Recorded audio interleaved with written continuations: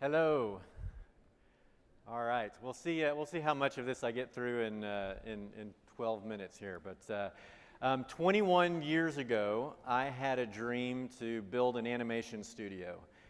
There was absolutely nothing to warrant that dream or anything to say that it was remotely possible. But 21 years later, there are about 300 amazing creative people that are my friends and partners, and we build everything from crazy statues that you can see over on Good Latimer to making awesome movies. The Book of Life is in theaters now, so please go see it as many times as possible. Bring all of your friends. We get to create great characters, tell amazing stories. We even get to convince Cheetos to make Chester be in Book of Life style. So we love what we do, but ultimately this is what's most important, which is family. And I love my family, my kids. I've got many of them, as you can tell from the previous picture. My little girl, Faith, here, my boys. And today I thought I would share some of my isms, some of my thoughts, some of the philosophies, some of the things that I use every day to do what I do. This is a picture of my daughter's eye. This is my daughter, Catherine. This is just amazing. I just thought that was incredible that they could capture that, just so perfectly. The other day out front in my yard, I found that, and that's actually in my backyard, which is crazy because look at that little bird. He just does not care at all that all those squirrels are all around him. Oh yeah, I have ADD.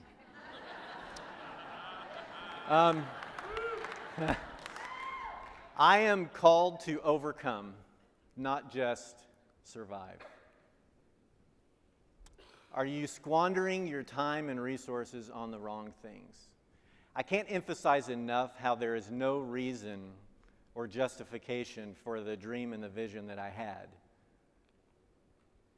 This ultimately is one of my big superpowers, as you wish.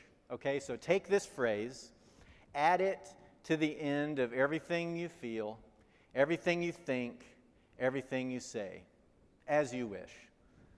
This is going to be an awful day, as you wish.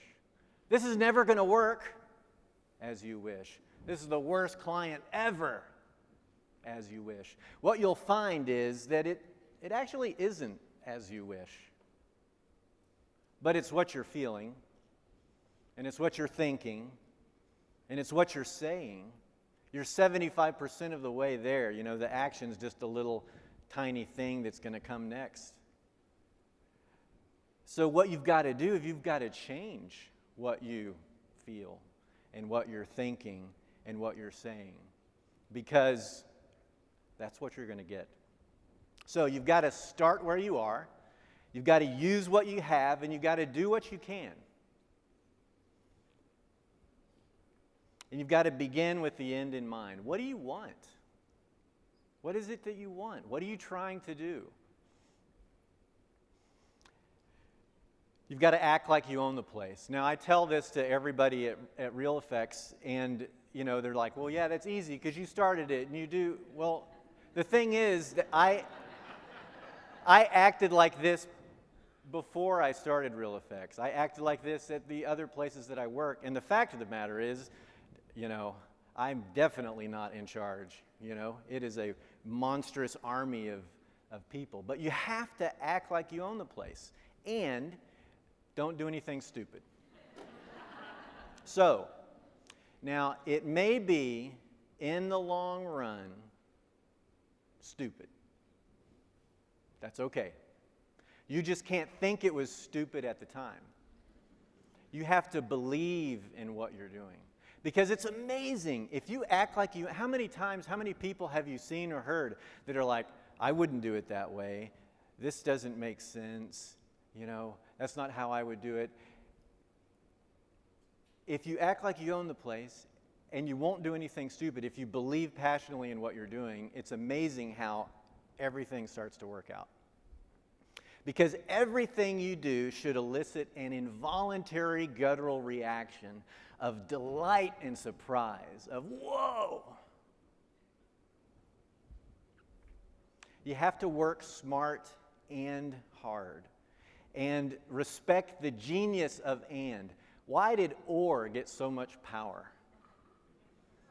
How come I can't have a great work life and a great family life? You know, let's have and. Let's have more ands. Let's have balance and intense passion. Everything ultimately rises and falls on leadership because it is your fault. And I am responsible. You're responsible. Nobody else.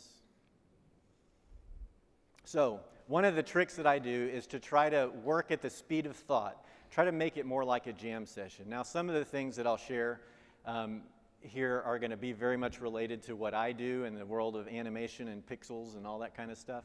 But I think it applies to a lot of areas. And imagine a jam session, if there's any musicians out there, but you only get to do it one note at a time. You know, and have to wait for the other guy. At a certain point, you're like, what are we doing? What are we playing? I don't even like this anymore. But if you can compress it a little bit and work at the speed of thought and make it into a jam session so that you can feel it and you can breathe it and you can love it and you can have fun, it's amazing. It's amazing what you can do. One of the other things, this is really huge, and I actually saw a client earlier today, so I'm sorry that I'm sharing this secret. But don't do what the client said. Do what they meant.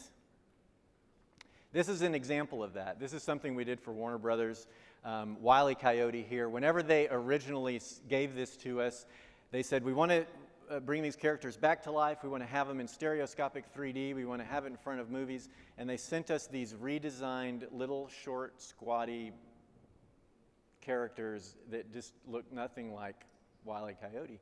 We wanted it to be faithful to the original Chuck Jones. We wanted him to be wily. And so we said, well, don't you want us to do it like this? And they said, no, we want you to do it like this.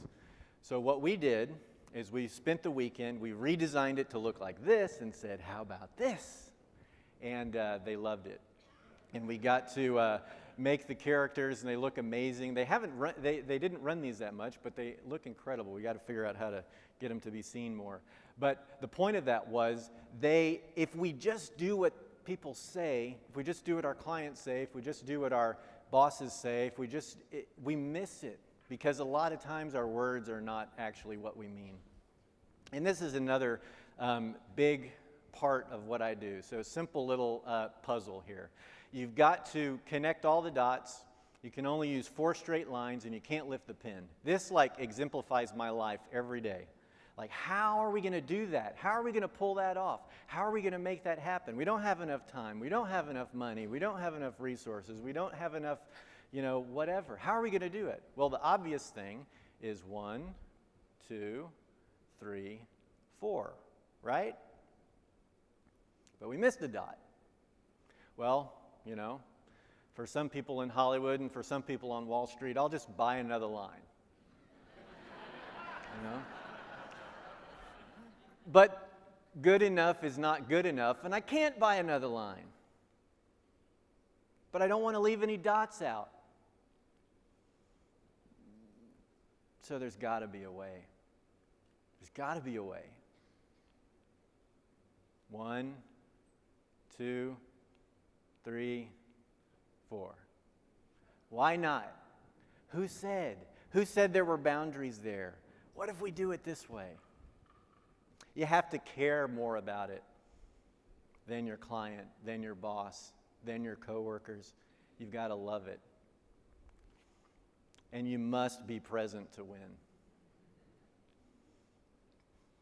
So this next thing is absolutely very much locked in my world of animation and pixels and computer graphics and all this kind of stuff.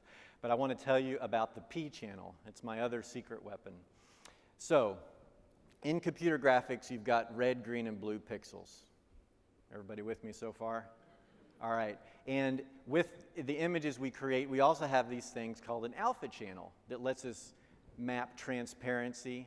And in 3D computer graphics, we have reflection channels and shadow channels and motion vector channels and all of these channels that let us make up these images. Well, there's another channel called the P channel. Photoshop can't read it. Nuke, another cool piece of software I use, can't read it. Maya can't read it. But my kids can read it. The audience can read it. You can have something that has masterfully crafted RGB channels and a really low P channel, and the audience will be numb to it. You can have something that has poorly crafted RGB channels and a really high P channel, and the audience loves it. The P channel is the passion channel. And I promise, maybe with some of the Watson technology or something, if I had the right stuff, I could measure it. And it's really, really there, embedded into the pixels of the images that we create. If your grandmother makes pasta that you love, you could put NASA scientists in and measure her making that pasta, all the precise ingredients and everything that she did, and you could run down to a fast food restaurant and have them copy it exactly, and it wouldn't taste the same because of that P channel that gets embedded in everything that we do. The passion, the love. It's ultimately how I was able to do what I've done through the years, is because of that passion and that love. This is one of my latest passions, which is the Oculus Rift and virtual reality technology. And we created a cool thing for Pacific Rim for Comic-Con this year. We created this in a crazy amount of time, like 5 weeks, and we had to create it, and they wouldn't even give us the headset because they hadn't finished making it yet. So we were creating a virtual reality experience for something that we had to imagine what it was going to be like, hoping that it would all come together. And this is a project that P channel was so high because everything else was complete chaos. We are finishing up creating the Book of Life experience, and one of my favorite parts of this was being able to get Jorge Gutierrez, our director, take his vision, create it in virtual reality, and let him put it on and see this thing that he had imagined. And that was pretty cool. So, closing up, be honest and be delusional. Love what you do. Thank you.